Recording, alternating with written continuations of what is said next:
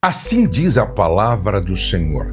Por causa de tudo isso, fizemos uma aliança fiel. Neemias capítulo 9, verso de número 38. Hoje eu quero falar com vocês sobre o arrependimento como fundamento da restauração familiar.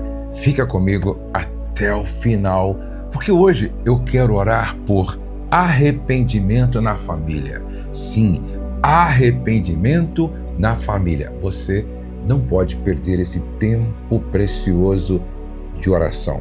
Graça e paz, minha filha querida, graça e paz, meu filho querido, implantadores da cultura do reino de Deus na família.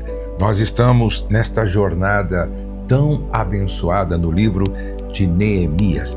Eu espero que você e toda a sua casa estejam sendo muito abençoados por isso. Posso te pedir algo? Escreve aqui um testemunho. Você está me acompanhando há quanto tempo?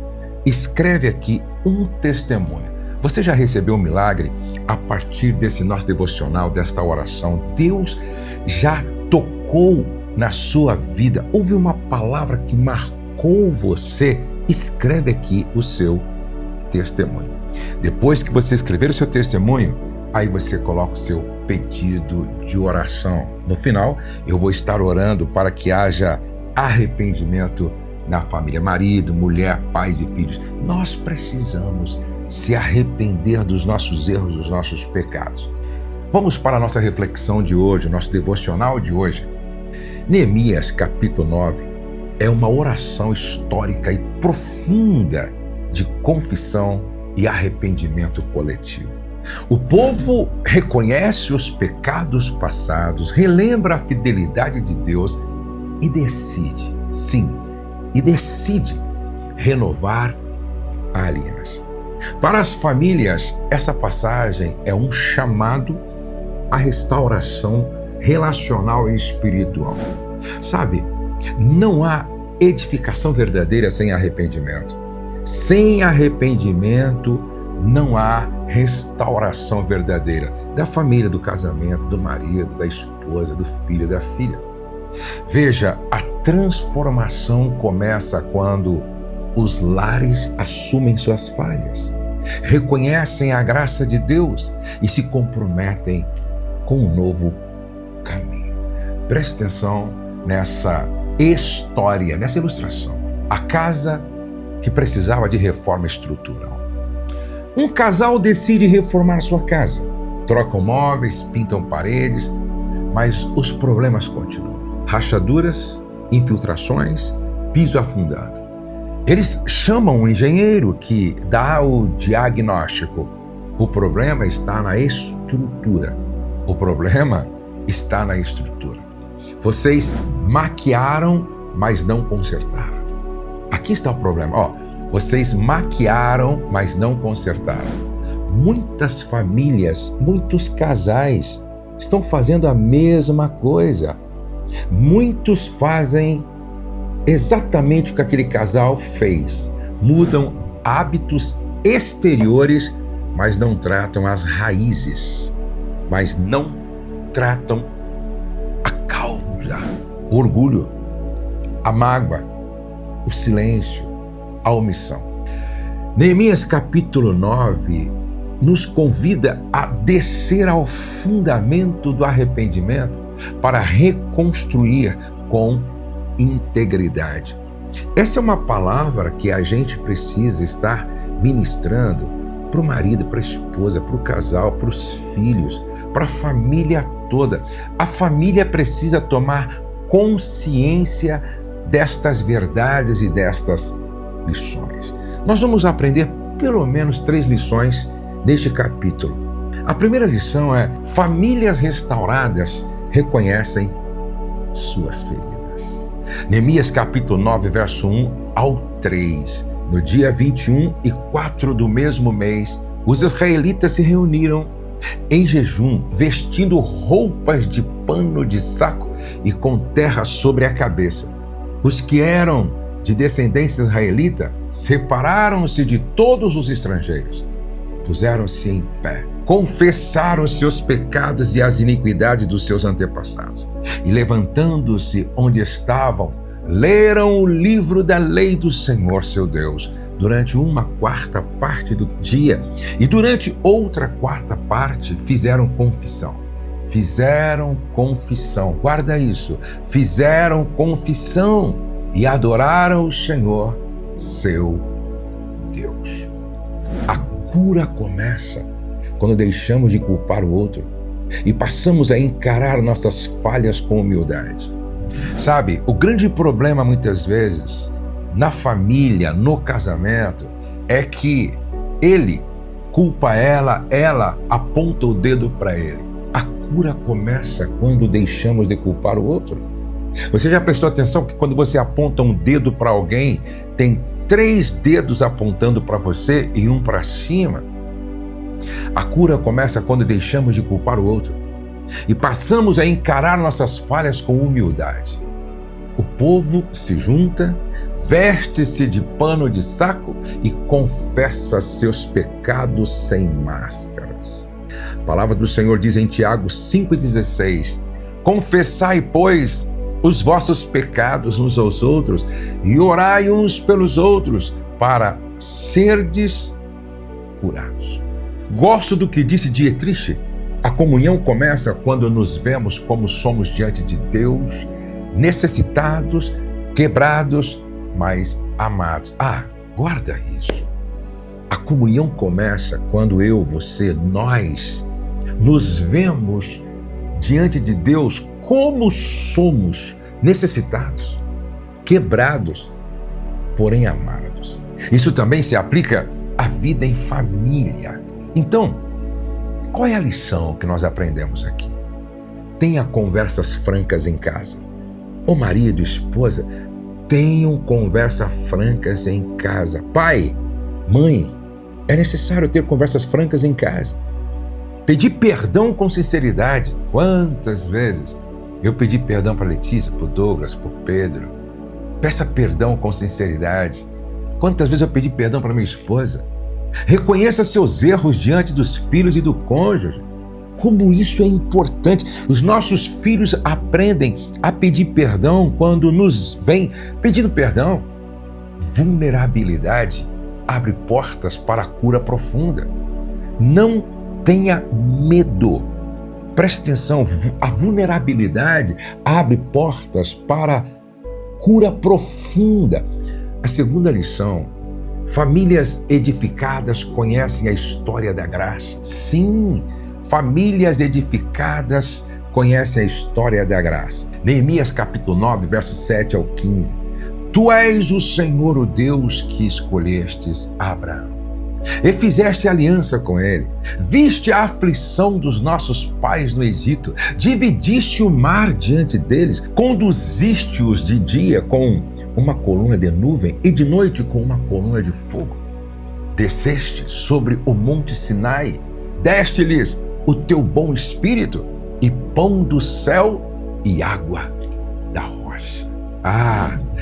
Neemias capítulo 9 faz uma recapitulação da história do povo, não para reviver a dor, mas para reconhecer a fidelidade de Deus.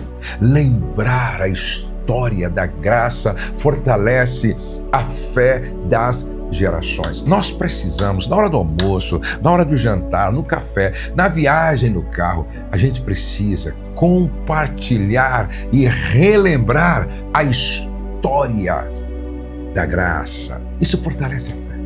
A fé dos nossos filhos, dos nossos netos. A Bíblia diz assim, bendiz, ó minha alma, ao Senhor. Não te esqueças de nenhum de seus benefícios. Bendiz, ó minha alma, ao Senhor. E não te esqueças de nenhum de seus benefícios. Salmo 103:2. Walter, um grande teólogo, ele disse: a memória é o terreno onde a fé floresce. A memória é o terreno onde a fé floresce. O esquecimento espiritual empobrece o povo de Deus. Então, compartilhe testemunho com seus filhos, relembrem juntos as respostas de oração, livramentos e bênçãos. Quantas vezes, quando eu estou com o Douglas, a Letícia, o Pedro, a Kelly, a Valéria, quando eu estou com o Felipe, quando eu estou com a minha esposa, juntos, em família, a gente começa a relembrar as vitórias de Deus, os milagres, resposta das nossas orações. A história da graça é o alicerce da comunhão no Deus presente. A terceira lição. Antes de irmos para a terceira lição, você já se inscreveu no meu canal? Não! Falta pouco para a gente alcançar 2 milhões, na verdade. Não falta muito. Falta você que não se inscreveu ainda. Então, clica aqui embaixo, nesse botão para inscrição aqui, tá? Depois ativa o sininho e clica na palavra todos. Agora você faz parte, então, da família dos implantadores da cultura do Reino de Deus. A terceira lição. Famílias firmes reconhecem a fidelidade de Deus apesar das falhas. Famílias firmes reconhecem a fidelidade de Deus apesar das falhas. Neemias capítulo 9, verso 17 diz: recusaram-se a ouvir, não se lembraram das tuas maravilhas, endureceram a cerviz, porém, tu és Deus de perdão, misericordioso e compassivo, tardio em irar-se e grande em bondade, e não os abandonaste. Sabe, a oração de Neemias declara repetidamente: mas tu és Deus perdoador, compassivo e misericordioso. Apesar das quedas do povo, Deus permaneceu fiel. Isso é a base para a esperança familiar. A Bíblia diz: se formos infiéis, Ele permanece fiel. 2 Timóteo 2:13. Eu gosto do pensamento de Brennan Manning. A fidelidade de Deus não depende da nossa performance, mas do seu caráter imutável. Essa verdade sustenta famílias quebradas. A fidelidade de Deus não depende da performance, mas do seu caráter imutável. Deus não muda. Deus não muda. Ele continua desde sempre sendo fiel. Essa verdade sustenta famílias quebradas. Veja, mesmo após erros, não desista da sua casa. Eu sei que Deus parou você aí para ouvir isso hoje. Mesmo após erros, não desista da sua casa, não desista da sua família, não desista dos seus filhos, não desista dos seus pais. Confie na fidelidade de Deus para restaurar o que foi danificado. Persevere na oração, ainda que pareça tarde demais. Sabe, famílias transformadas rejeitam a repetição dos padrões antigos. Neemias capítulo 9, do verso 26 a 28 diz: contudo, foram desobedientes e rebelaram-se contra ti. Voltavam-se para a rebeldia, mas no tempo da angústia clamavam a ti, e tu os ouviste dos céus, e segundo a tua grande misericórdia lhes deste libertadores. Porém, depois de descansarem, tornaram a fazer o mal.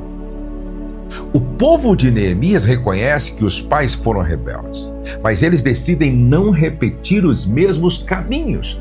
Famílias fortes têm coragem de interromper ciclos destrutivos. Você pai, você mãe, casal, nós precisamos romper ciclos destrutivos. Nós precisamos decidir interromper aquilo que os nossos pais tinham como comportamento. A Bíblia diz assim, olha: e não vos conformeis com este mundo, mas transformai-vos pela renovação da vossa mente. Romanos 12:2. N.T. Wright, ele escreveu: a redenção envolve a criação de um novo caminho. O Evangelho é o rompimento com as repetições que escravizam. Eles romperam com o padrão errado de comportamento dos seus antepassados. Observe, quais padrões estão se repetindo em sua família?